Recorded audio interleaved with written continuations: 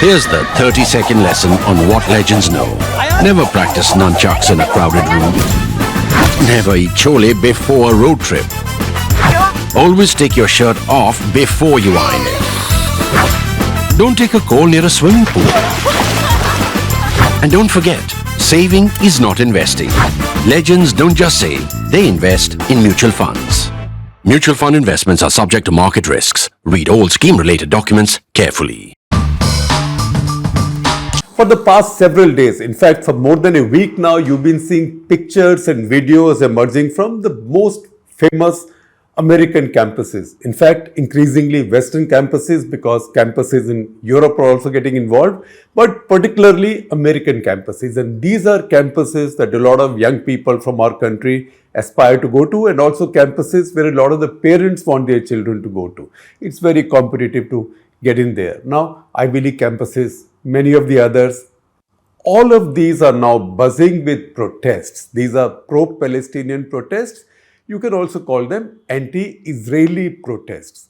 Now, what's also happening is these protests are then reaching another level, which means these protests are becoming a little bit of what was called the Occupy movement earlier. Remember Occupy Wall Street, which means you pitch camp and you say, I am here. I am not going until my demands are accepted. That's a bit like in India, we might say sitting on dharna. So a little bit of dharna business is happening, except that this is dharna American style. So there are tents and there is a fair bit of setting to all that. Now, in this situation, in many of the campuses, police has been called. This started at Columbia University. On 18th of April, the president of Columbia University, Minouche Shafik, of Egyptian origin, formerly president of London School of Economics, LSE as well, she called the police. 108 people were arrested. 108 students were arrested. Some of these were also removed from their university or their college accommodation. Also, the daughter of Congresswoman Ilhan Omar, she was also expelled from her college accommodation. 108 were arrested. This led to counter-protests.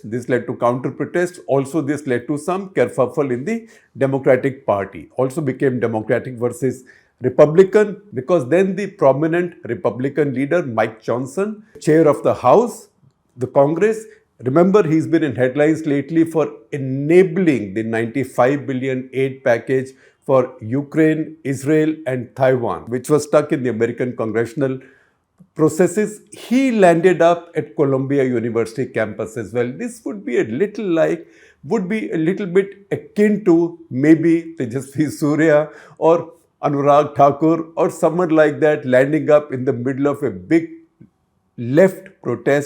left-oriented students protest at JNU, for example. So that's what happened, and that led to other consequences. And you know what? This commotion that's going on American campuses, the appearance of police, the police that looks a lot more formidable, Danda and riot shield wielding police in India. You see these very impressive big guys carrying all that tamjam on them. It has given Government of India also a gotcha opportunity. So MEA responded to this by saying, and I quote from the statement, in every democracy there has to be the right balance between freedom of expression, sense of responsibility and public safety and order. Democracies in particular should display this understanding in regard to other fellow democracies. After all, we are all judged by what we do at home and not by what we say abroad. So translated, this means those who live in glass houses should not throw stones at others. And while MEA has issued this statement, which is clearly a case of delicious schadenfreude, you also see voices from the American right. So there is an article in the Wall Street Journal, which I'll share with you with the description. Read that article. It's by Ira Stoll. Ira Stoll is the founder and editor of futureofcapitalism.com. Writing in the Wall Street Journal, says that sometimes when students protest, particularly say 1968 anti-war Vietnam War demonstrations, then those who did not like these protests would respond by saying, get a job. And he says sometimes it looks like even protesting can a job. He quotes some examples, particularly the example of two students who disrupted the dinner of the dean of University of California at Berkeley, Erwin Chemerinsky. And he says that when you study the websites of these students, you can see, says these students belong to US Campaign for Palestinian rights. And he says, when you see the funding of this organization, you can see that this organization is actually seeking recruits to work for them, to protest, also to influence American policy, to prevent America from having military, financial and other relations or giving Israel that kind of support. So this is all a campaign thing.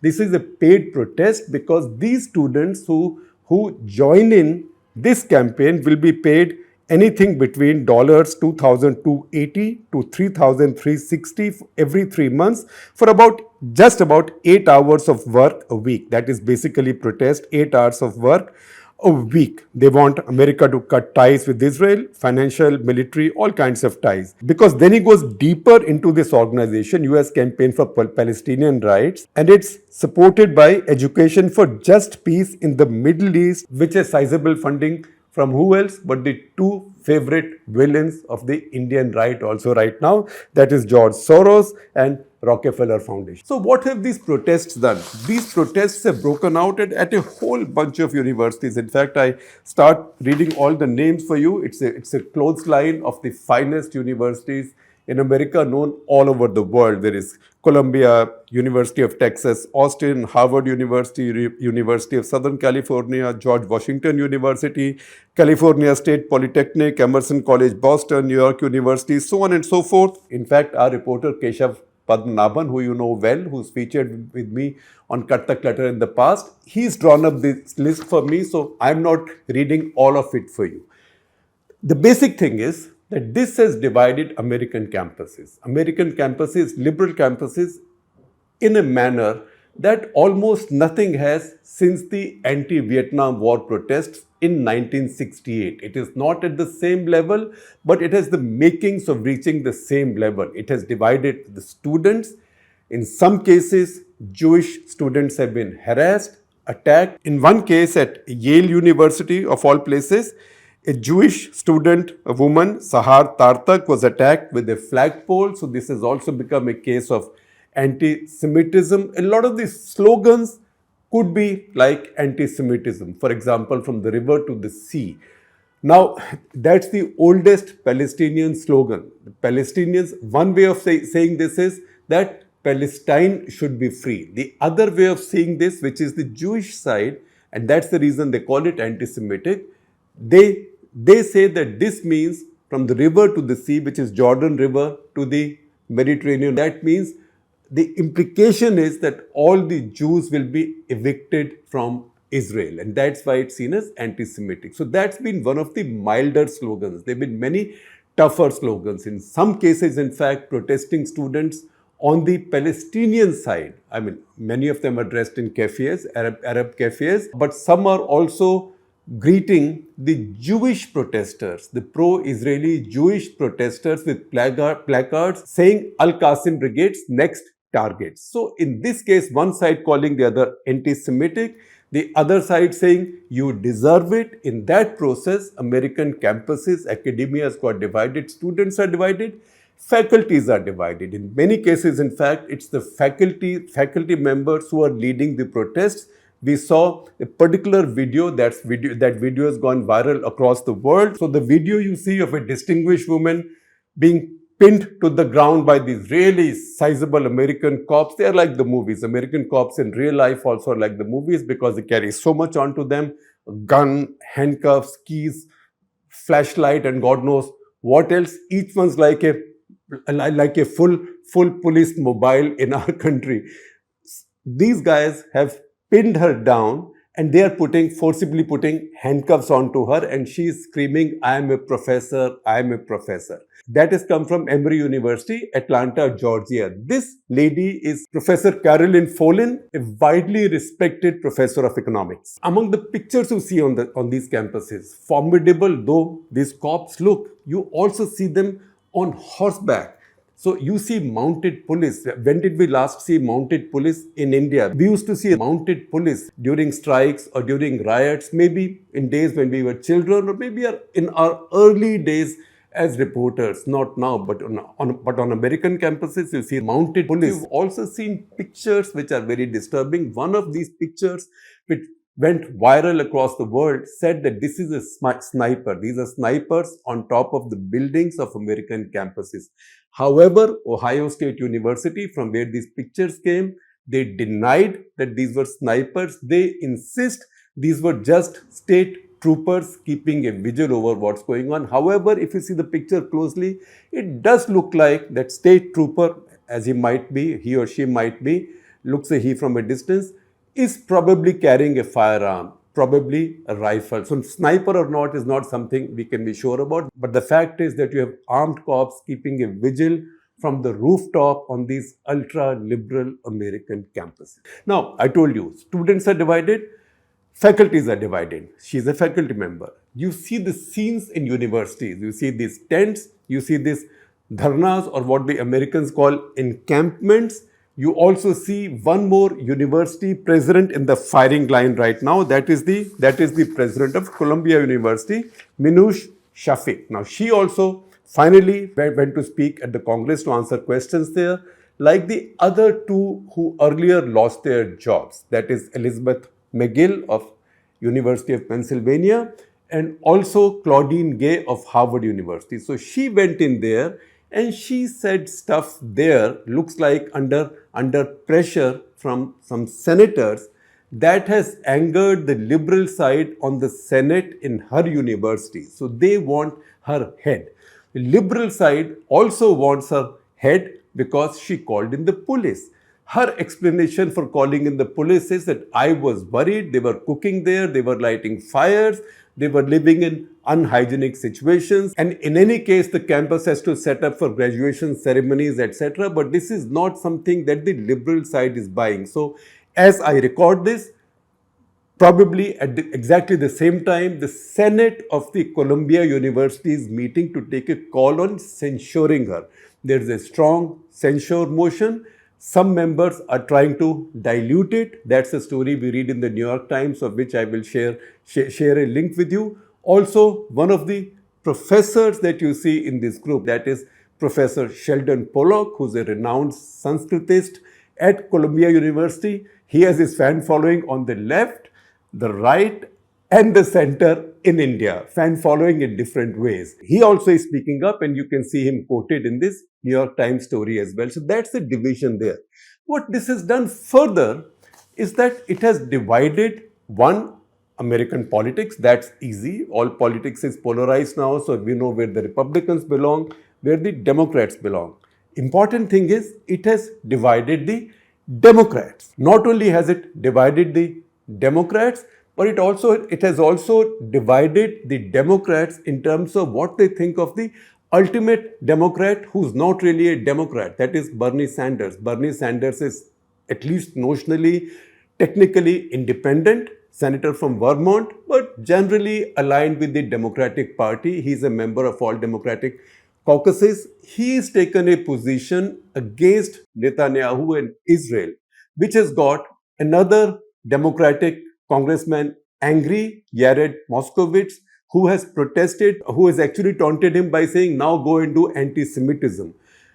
To Bernie Sanders has risen Alexandra Ocasio, who's a very liberal left-of-center representative from New York, who's risen to Bernie Sanders' defense, saying his family is a Holocaust victim. He himself swears by Jewish principles, and that is empathy for the Palestinian victims is coming from the Jewish values that he has earned. And one of those Jewish values that she quotes is Tikkun, Tikkun, Tikkun Olam. What that means is it's a Jewish concept of acts of kindness to repair the world, right? And she said that is where Bernie Sanders is coming from. Once again, Moskowitz has responded to her also. Now you will see some of these responses on your screen as we talk, but I will just read out some for you.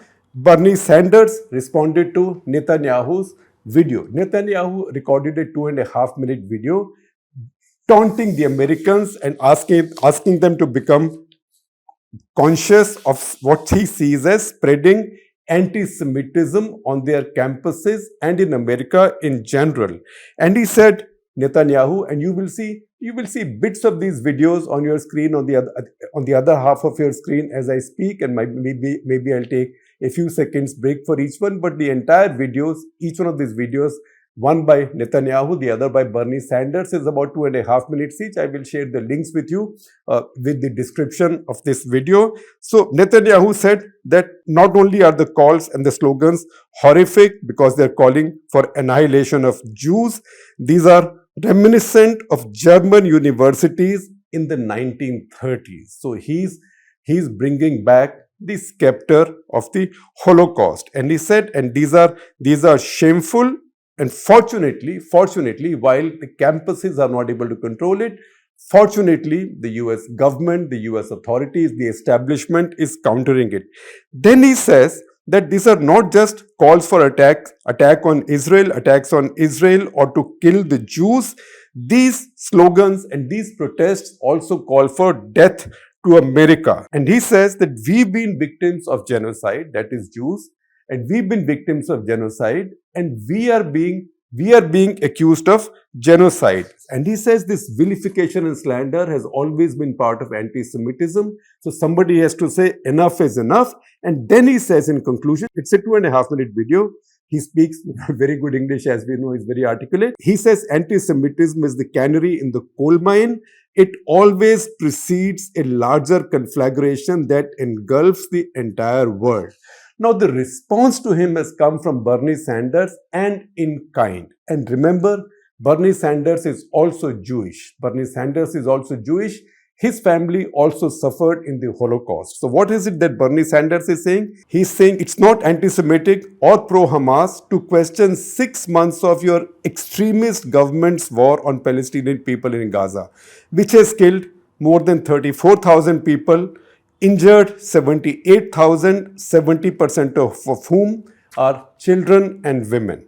Then he goes on to say it is not anti-Semitic. He's answered rhetoric with rhetoric. That is Netanyahu's rhetoric with Bernie Sanders' rhetoric. It is not anti-Semitic to question you for destruction of 221,000 housing units, which has rendered at least half of Gaza's population, that's more than 1 million people, homeless. Again, he says it is not anti-Semitic to question your destruction of all infrastructure in Gaza, or electricity, all water supplies, all sewage. Then he says it's not anti-Semitic to question your destruction of Gaza's healthcare, the killing of more than 400 workers in Gaza's healthcare system, and destruction of 26 hospitals. And then he says it's not anti-Semitic to question you for the destruction of all of Gaza's 12 universities, destruction of 56 schools, damage to hundreds others, which has rendered 625,000 students at least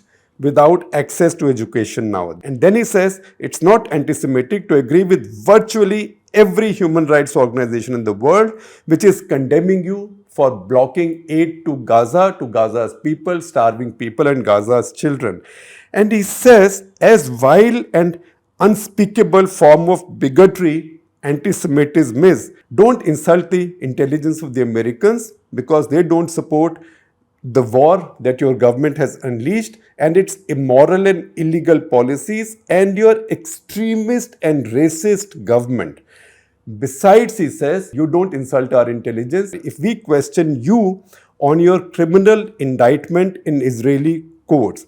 It is not wrong, he says. It is perfectly fine for the American people to hold you accountable for all you've done. Now, this led to Democratic Congressman Jared Moskowitz into taunting Bernie Sanders. He said in a tweet, he says, Bernie, now do anti-Semitism. Why so quiet? This had followed not this video by Bernie Sanders. This had followed a tweet by Bernie Sanders where he wrote, it was a dark day for democracy when the Senate will not even allow a vote on whether the US taxpayer dollars should fund Netanyahu's war against Palestinian people. That is what Moskowitz was responding to. It's in response to that Alexandria Ocasio-Cortez or AOC rose to Bernie Sanders' defense.